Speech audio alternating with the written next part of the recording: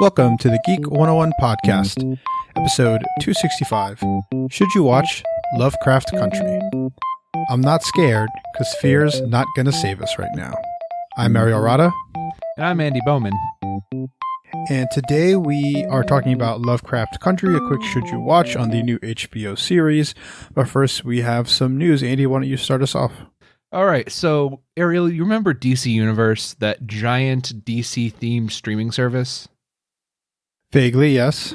And you remember how it had a bunch of exclusive content that you could only get on the DC Universe app with the DC Universe subscription?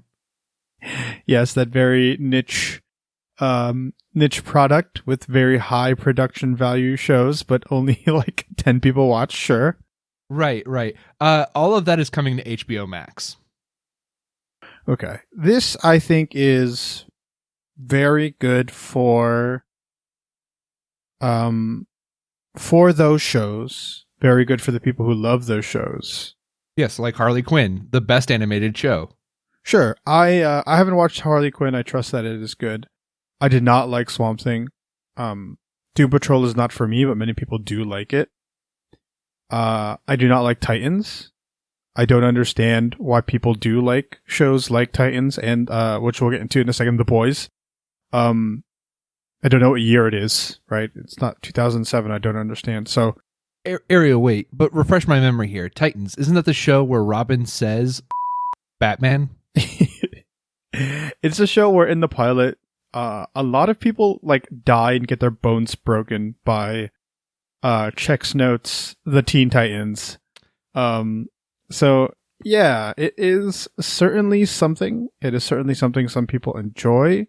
It is no longer my cup. It never was my cup of tea, to be completely honest. But I do wish, specifically Harley Quinn and Doom Patrol, I do wish those shows success because I do feel like they are very different. They're trying different things, and I do I want shows like Titans specifically to fail because I think we keep getting the wrong message as to what makes a good superhero show, as evidenced by Titans and The Boys and Batman v Superman and all of that, violent, uber violent nonsense. It's not that I hate it. I just think that there's definitely too much of it right now. It's just weird. I'm very glad for Harley Quinn. I've heard nothing but great things. The clips I've seen are very good, very funny, very self-aware. So, your thoughts on this, Andy? Yeah, it bodes well for Harley Quinn. I was terrified that Harley Quinn would ultimately end up getting the axe. I'm pretty certain that they will officially renew Harley Quinn for season 3 during the DC fandom thing happening this weekend. And that's the show that I love so much. Everything about that show is beautiful and hilarious and self-aware and so much better than you would think it would be. Related to DC news, a bunch of DC editors and artists and whatnot got fired very recently, and it came on the back of an announcement that a hedge fund or whatever had bought DC, or bought Warner Brothers or whatever, right? Where this is another almost like Toys R Us-esque situation where the company is profitable, the company is working more or less, but somebody came in there to make money and is cutting people in order to do that. Yeah. This is great capitalism, guys. This is exactly what capitalism is supposed to do. Right. The system is working as intended, unfortunately. So, our hearts go out to those people who have lost their jobs over at DC. I don't know them personally, of course. I don't even know their works all that much, but many people I follow on Twitter say this was not like the dregs being cut. This were like really good working, like excellent creatives who were fired for no reason other than a capitalistic structure system is doing what it's intended to do. Man, stuff like that always just makes me really angry. Capitalism blows. Yeah. Next up, Jensen Ackles came on Instagram and basically subtly announced that he will be joining the cast for The Boys Season 3, playing a character known as Soldier Boy. Andy, what are your thoughts on Jensen Ackles finally becoming a live-action superhero? Okay, well, first of all, I do want to note who Jensen Ackles is, because there are a few people who don't know, but he voiced Jason Todd in the Batman Under the Red Hood animated. That is the only thing he is. Yeah, he was also on As the World Turns, I believe, for a little bit. So Right. I also think he was in the hit movie My Bloody Valentine 3D. Okay. Anyway, Jensen Ackles, of course, of Supernatural fame. You know what? This is great. Padalecki can go off and do his little Walker Texas Ranger thing. I'm not. The Boys has aged like milk left out in the sun. Yeah, I don't get it. And it's aged that poorly, taking into consideration the entirely way too long, like the years and years since quarantine began. Sure. Yeah. Yeah. Okay. Well, whatever. It's cool that Eric Kripke likes him enough to bring him back for something. It'd be really fun though if Padalecki doesn't get any role. Like I think that'll tell you a lot about what Kripke thinks of Padalecki. So for those of you who don't know who Soldier Boy is in The Boys, he is that character is two different heroes in the comic book playing the same or two different people playing the same quote unquote hero. One is like a Captain America parody from World War II, and the other one is like a modern day version of that character. I read up on what Soldier Boy does. It'd be interesting to see if Jensen Ackles will be doing some of the things that character does in The Boys season 3. But to me, The Boys does not age well in an era where people of color are out organizing revolutions in the streets. I have declared that I will not be watching anything in which the revolution is started by or if the revolution is started by white people, I will not be watching that thing. And now, what's his name? What's Carl Urban's character's name? Butcher? Yeah, whatever, the Butcher. He is not starting a revolution, so to speak, but he is also like the only person rising up against this ridiculous capitalistic and oppressive structure. And so like I just don't, I'm not about that anymore. So but exciting news for people who love The Boys. Billy Butcher. So yeah, interesting to see Jensen Ackles in his post Supernatural career. Anything else we missed? I mean, we could talk a little bit about the Mulan thing. Sure. Mulan is releasing September 4th on streaming. It is going to be $30, and it will basically work like a VOD purchase as long as you continuously have Disney Plus. Yeah, that's cool. I'm happy that Disney's willing to try this out. I'm afraid that Mulan won't be good enough for this to be successful, so it'll come out, this won't be a successful experiment, and then Disney won't try it ever again. Yeah, there are a lot of people who think that this is not going to make money. Not make money, but it's not going to, people aren't going to buy it. Those people don't have children. It's so weird, right? Like these entertainment writers and tech writers are like, this is a terrible model. Nobody's going to buy this. It's too expensive for this model. Disney doesn't know what they're doing. Like Disney knows exactly what they're doing. My family is going to buy this. Every single family I know that has more than one child is going to buy this. It doesn't matter that it's not quote unquote marketed to kids, but any family with a child older than 10 or any millennial with kids, right, who grew up with Mulan is gonna want to buy this. Right. And to top that off, a few months ago, people paid $20 for a Trolls rental, a 48-hour rental. Yeah, it's ridiculous to think that people won't buy this. They are saving money. If my family, when I was, I don't know, for example, I have 3 younger siblings. So when my sister was 10 years old, my brother was 8, my youngest sister was 5, whatever. For my dad to take them out to the movies, it costs minimum $50, $60 back in, 10 years ago, whatever. This is a deal, right? This is a ridiculous deal. $30 to own it, to be able to watch as many times as you can. I cannot foresee families who have Disney Plus saying, "Oh, I'm never going to have Disney Plus." They will keep that. Many people will keep it over Netflix. Right. And plus Disney Plus, again, it's only $6 a month. Like people seem to be thinking that Disney Plus is already some huge expense. Most of these people have already bought in a year of Disney Plus in advance. There are 66.5 million subscribers. You know, if a third of them buy it this way, that's great. And it allows Disney to release this internationally where other countries care about their citizens and the pandemic and make money. We do need to get this pipeline kind of unclogged because, I mean, Disney will, if like Mulan didn't come out now and we wait until the pandemic to end for the theaters, like there's going to be like 10 movies that need to come out immediately. It just doesn't work that way. Yeah. So it is ridiculous to see how people have reacted to this. They don't understand. Smart people who have reacted to this in this way. So that is strange.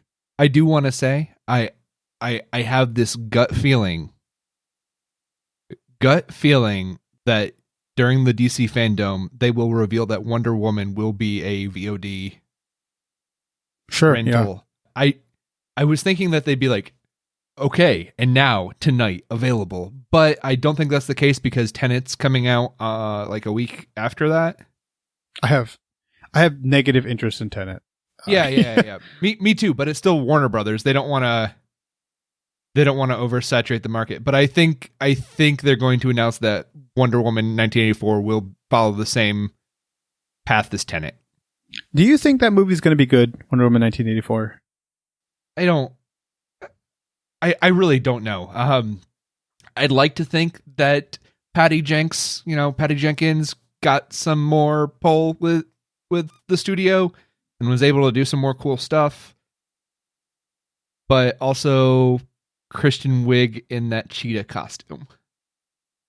Yeah. It doesn't, to me, I did not like the first one. And I just don't have the utmost amount of confidence. I think DC's best movie has been fine. BB Plus with Shazam. So, right. And I do want to say about Wonder Woman, it seems like they're like, hey, you know what's popular right now? That Stranger Things. Let's go ahead and do that Stranger Things, the 80s. Yeah. Like we keep saying, they keep getting the wrong message on what to do with these movies, these properties, and so. Right. But let's move on to our main topic today. Andy, we're talking about Lovecraft Country. Both of us have watched the pilot. What were your thoughts on this HBO pilot? Overall, pretty positive. I did go in thinking it would be one thing, and I was just surprised by the visual direction. A few of the changes that they made from the book story was really like the changes. You can tell why they made them, how it came across, and just I'm getting the kind of feeling because the book was made by a white guy and this show was showrun by a black woman. I can tell the differences in how filtering through that perspective has changed this pilot. Sure, yeah. So Lovecraft Country follows a character named, was it Tick? It's Tick, but his full name's Atticus. Atticus, yeah. Atticus and Letitia and Atticus's uncle. What's the uncle's name? I'm sorry. George. George. As they drive around trying to find establishments to add to the quote unquote guidebook, which, if you do not know, is essentially what the movie Green Book was about, which was a guide of where black people could go and go safely. They're also, their goal is to find Tick's father. Oh yes, but the sub goal is that Tick's father is missing. He's coming back from the military, and the clues lead them to a place where it is hinted that Atticus's mother's family is from, and that's kind of the gist. They're trying to find out about Atticus's lineage, trying to find his father, all through the vehicle of hitting the road to add to the guidebook. Right, and of course, the book. I don't even really know where to start. Where do you want to start this conversation, Ariel? Well, first tell us what is the... Okay, so for those of you who don't know, Lovecraft Country it's in reference to H.P. Lovecraft, who wrote a lot of the horror and like monster based. How would you describe H.P. Lovecraft? I would describe him as cosmic horror. Okay, cosmic horror. Yeah, he is post Edgar Allan Poe horror writer. He is H.R. Geiger, the designer of the xenomorph from Aliens, inspiration from Lovecraft's work. Okay, Sure.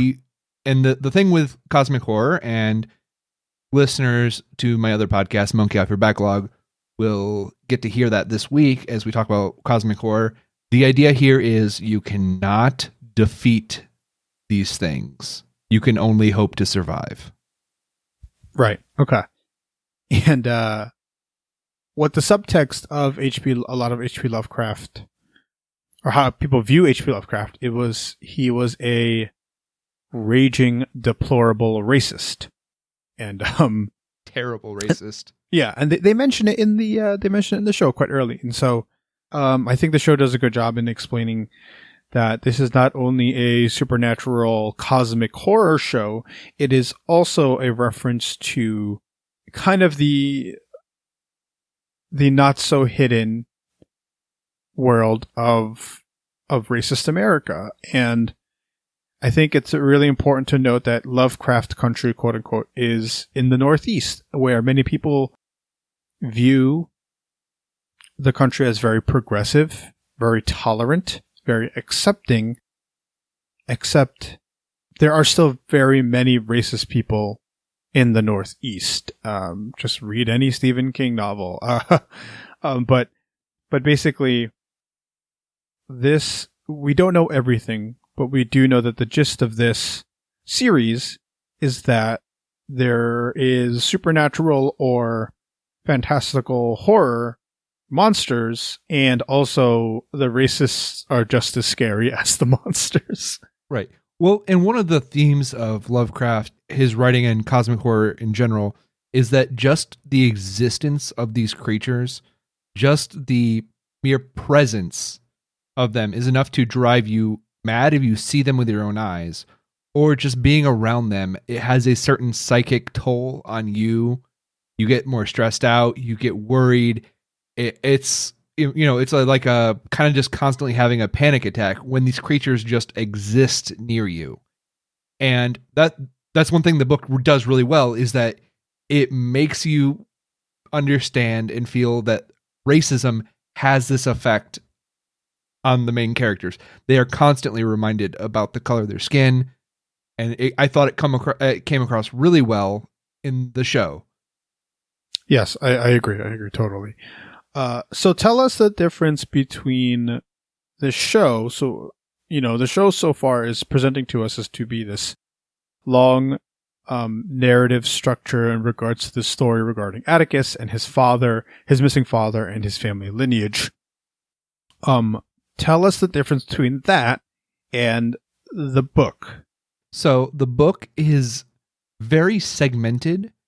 A lot of the characters are the same, but the book itself is almost like multiple novellas, right?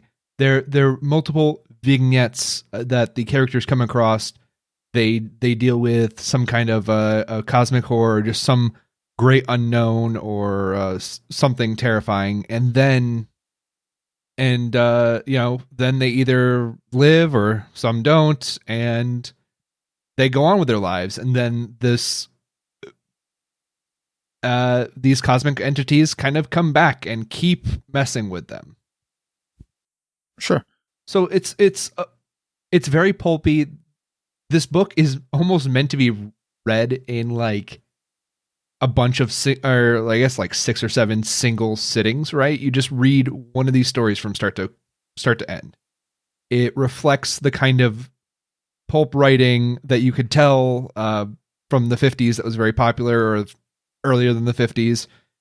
Just these very short novels like John Carter of Mars, and there's like 20 of them instead of a one full novel.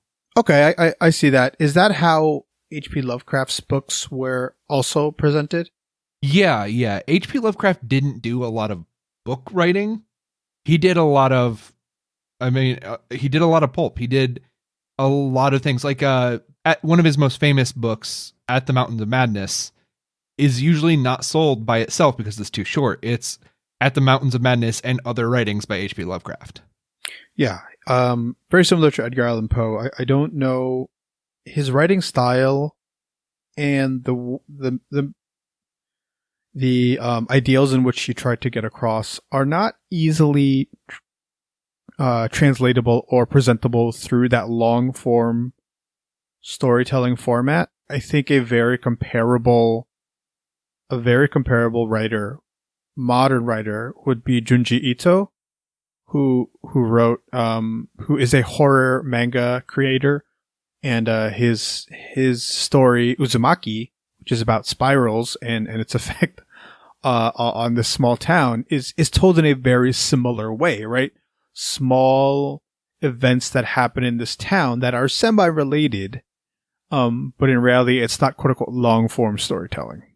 Right. And I still don't know if this show is going to have that like long form storytelling, or if it is going to try to break it up into like 2 or 3 episode mini arcs. Maybe I think it, judging from the things I've seen, I think it does have a long narrative structure, whatever, 8 episodes, 10 episodes, whatever. I hope it does. I love that type of storytelling. I don't, as much as I enjoy Black Mirror at times, I still prefer a nice, good story beginning to end. I think there's a lot of beauty in that. I do think I might have given a bit of a wrong impression there that they're completely separate. They're not. There are a lot of through lines to it. It's very episodic in its nature. Well, that is like Junji Ito's Uzumaki, yeah? Yeah. Where these things are all happening in the same town or to the same people, to connected people, but it's not just a long winding story like quote unquote, maybe like Lord of the Rings, right? So it's just told in a different way. Right. It's not an epic, and I really enjoyed that the beginning of the very first scene really goes ahead and tells you that this is going to be pulpy. Yes, yeah. So let's get back to the show. I really enjoy that the show is telling you is giving you a message of what it's like to be Black in America, and it's informing you on all of these things that happened to Black people in America in the 1920s, but also what's happening now.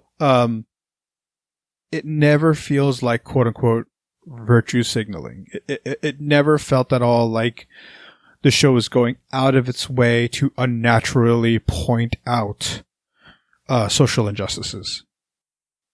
There's a scene where Atticus is walking down the street and he sees a army recruiter, and you can almost tell he's about to say something, but he doesn't. He doesn't warn these young Black men about the horrors of the army, which that's not a scene from the book, but it is a sentiment that he has from the book. Sure. Yeah. And it's a real life thing where militaries prey on low socioeconomic communities, and it forces them it gives them quote unquote a way out, right? The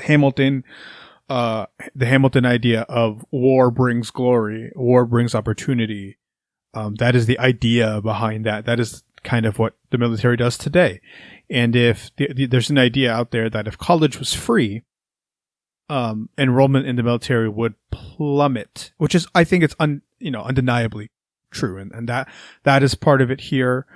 I mean, they have the ideas of the guidebook, and they mention it, and it's so nonchalant. It is really important to tell a better version of that idea than what we got in that film, The Green Book. I'm never going to watch that. No, I haven't seen it, and I refuse to watch it as well. Yeah. So is there, what else are we thinking here on Lovecraft Country? We've done a lot of talking about horror and like what horror is, and Jordan Peele is one of like I think 5 executive producers. So yeah, him and JJ are the big ones. Yeah. And so, you might think, oh, this is going to be like a spook 'em up, like a scary movie. If you can get through Stranger Things, you can definitely get through this. Okay, so I saw this note. You said it's not maybe horror. I do think so far it reminds me a little bit of what's that movie we just watched? Overlord. And that type of horror. Kind of a tension, body horror at times.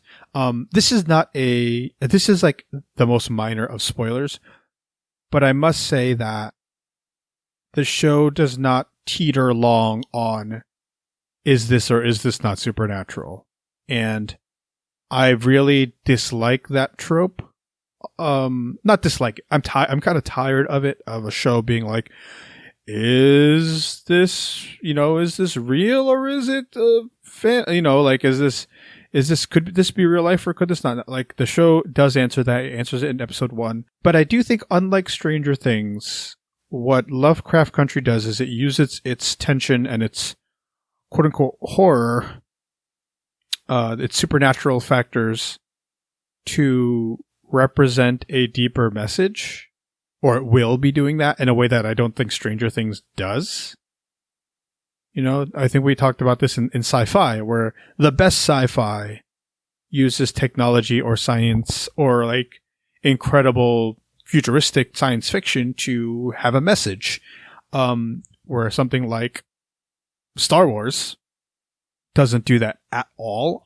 I don't like Stranger Things. I think Stranger Things is just like a D&D campaign that happens to be science fiction, technologically based instead of magic.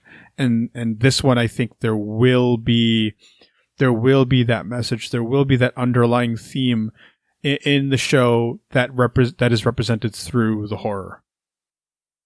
Yeah. Yeah. And, here's another thing, just kind of real quick, the glimpses that we see of the creatures, the Shoggoths, or whatever they end up being, though in the book we do not get that big action sequence, Ariel. Okay.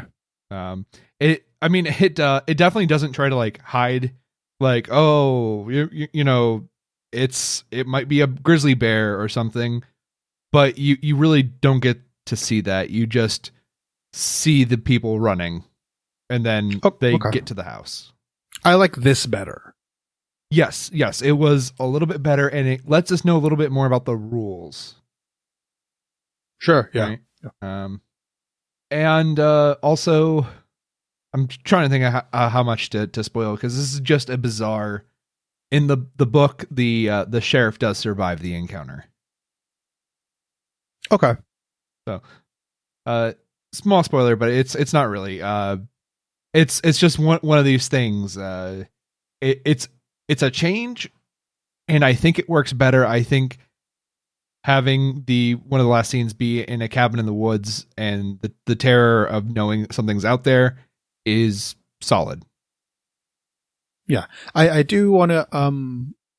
I do appreciate Misha Green. I think we should name drop her. She is the showrunner. A lot of people are attributing this show to J.J. Abrams and Jordan Peele.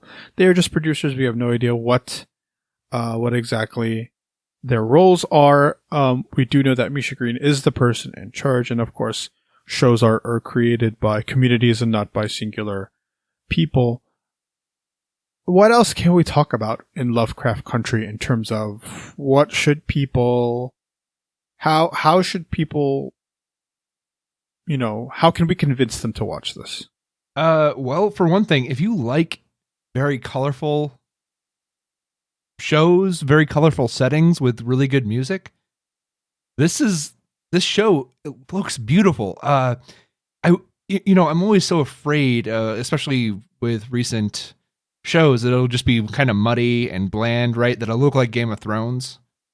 But this is vibrant and it's a very alive world. I do love the use of red towards the end. Very specific. Very the contrast is really nice. It's a beautifully shot. The trailer, which I did not mean to watch at the end, shows us a lot of really cool imagery that we're going to be getting. I'm very excited on that. I do like your idea though that this is a more adult version of Stranger Things, a different time, monsters we do not know, a more unique story, perhaps than we are accustomed to nowadays. That was a good pull there. Yeah. Another thing to kind of think about is 2 of the characters so far have actually been gender bent. They were male characters in the book, and they are female characters now in the show. Who are they? George's child, Atticus's cousin, it was named Calvin in the book and is a young budding comic book artist as well. All they did was change him to a girl. And Okay. the other one, we only see one shot of this character. The woman with the red hat. Right. And this adds a lot of layers that we'll actually see this weekend because of that character's specific situation. That's really cool. Yeah. All right. So that's a great idea. Or that's good to hear. I'm sorry. I was looking at something else. Anything else in regards to Lovecraft Country, Andy? Final thoughts. Just watch it. Give it a shot. It's not as scary as my wife thought it would be. Sure. And that's very good. Plus, we have yet to meet this character, but Michael K. Williams of The Wire fame and so many other great shows is going to show up. And if you know the name Michael K. Williams, you should already be sold completely. Yeah, it looks like the show's going to the mystery behind the show is going to uptake. I do love that. I do love that the show is not just giving you a mystery box. It is unraveling. It unraveled much more in the first episode than many shows would, and it's as to keep the audience intrigued, as to tell the audience that we are going to give you answers. That's the vibe I got, right? Yes, and the book does give you answers. That's another thing. There are answers.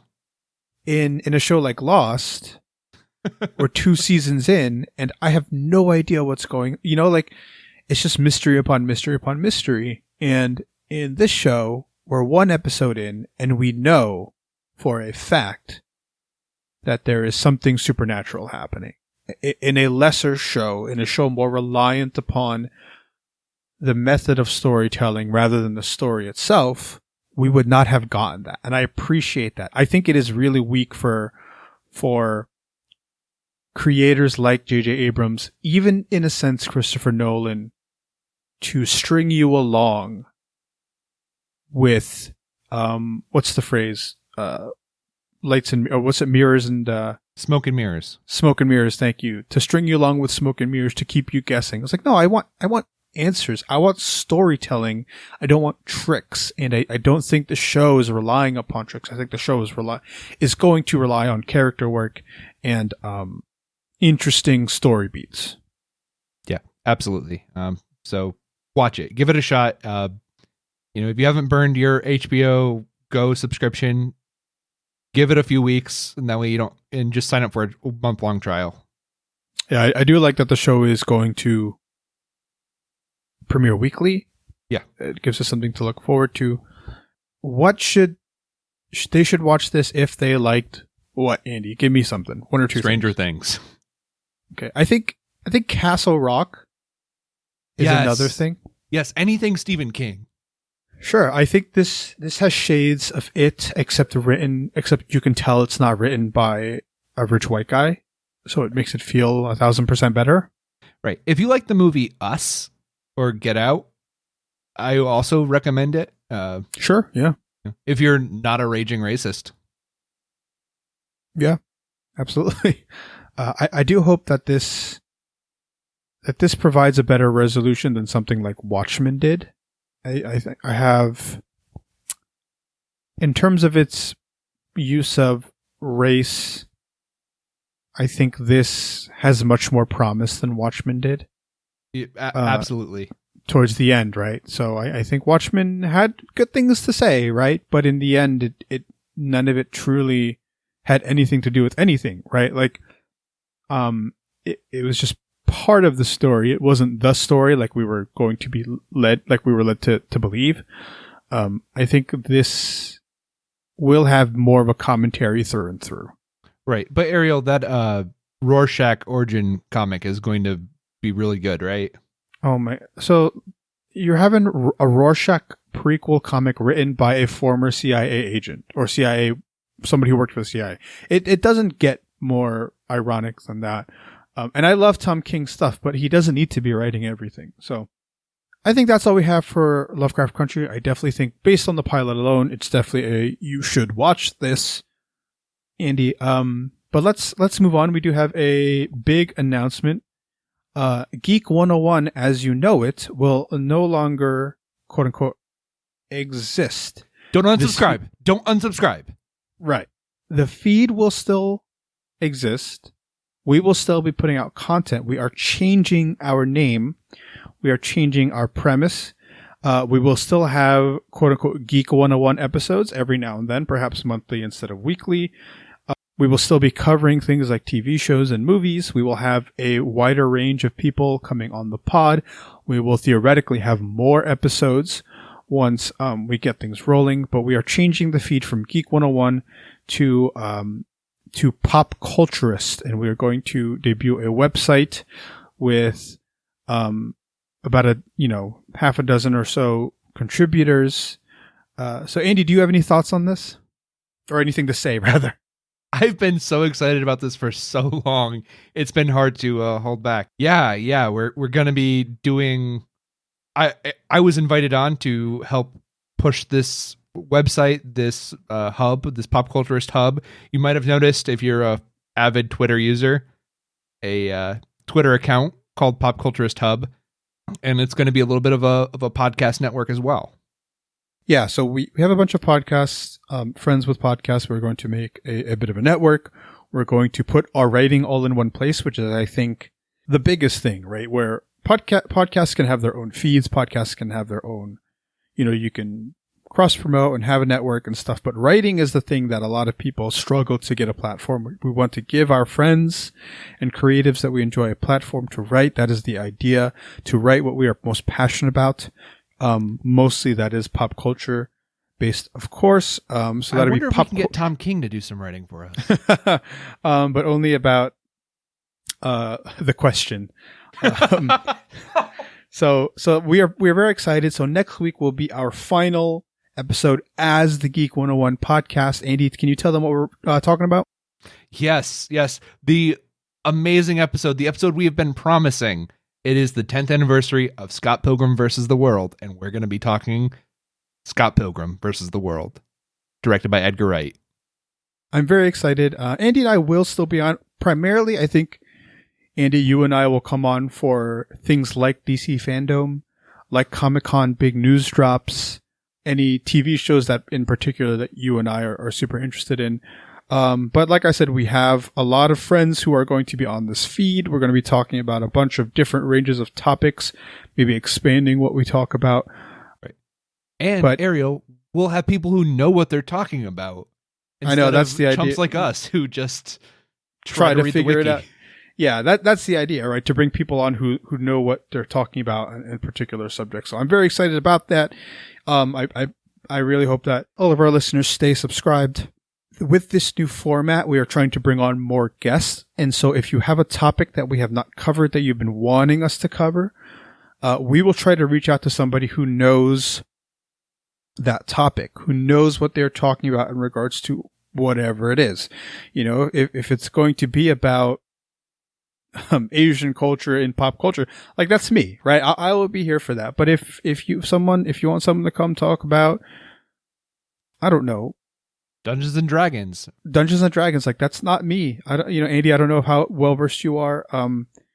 Board games, Magic the Gathering, tabletop gaming, like certain RPGs, certain games. Like we're going to bring people on who know what they're talking about, who are more experts in those things than both Andy and I. Both Andy and I will be on this feed. We will have several friends on it as well.